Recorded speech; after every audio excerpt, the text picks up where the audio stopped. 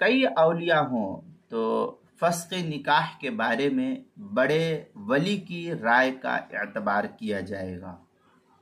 چنانچہ اگر کسی عاقلہ بالغہ لڑکی نے اپنی مرضی سے غیر کفو میں نکاح کر لیا ہے، اپنی مرضی سے غیر کفو میں نکاح کر لیا ہو،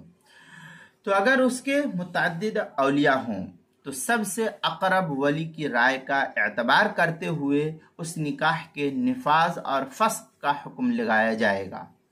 اگر اقرب ولی اس نکاح کو نافذ کرنا چاہے گا تو دیگر اولیاء کو فسخ کرنے کا حق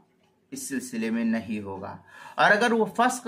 کرنا چاہے گا تو کسی اور ولی کی رضامندی سے وہ نکاح نافذ بھی نہیں ہوگا، اس لیے اس کا خاص خیال رکھنا چاہیے۔ چنانچہ فتاوی والوالجیہ میں ہے وَإِذَا تَزَوَّجَتِ الْمَرْأَةُ بِغَيْرِ كُفْءٍ فَرَضِيَ بِهِ أَحَدُ الْأَوْلِيَاءِ جَازَ ذَلِكَ وَلَمْ يَكُنْ لِمَنْ هُوَ مِثْلُهُ فِي الْوِلَایَةِ۔ اس طریقے کی عبارت جو ہے فتاوی والوالجیہ کی پہلی جلد صفحہ 323، اسی کے ہم مثل عبارت جو ہے تھوڑی سی فتاوی ہندیہ کی پہلی جلد صفحہ 293 جو پرانا چھپا ہوا نسخہ ہے زکریا بک ڈپو دیوبند کا ہندی نسخہ، تبیین الحقائق جو زکریا بک ڈپو دیوبند کا ہندی نسخہ ہے اس کی دوسری جلد صفحہ 518، کتاب المسائل اس کی چوتھی جلد صفحہ 129 پر اس کو نقل کیا گیا ہے۔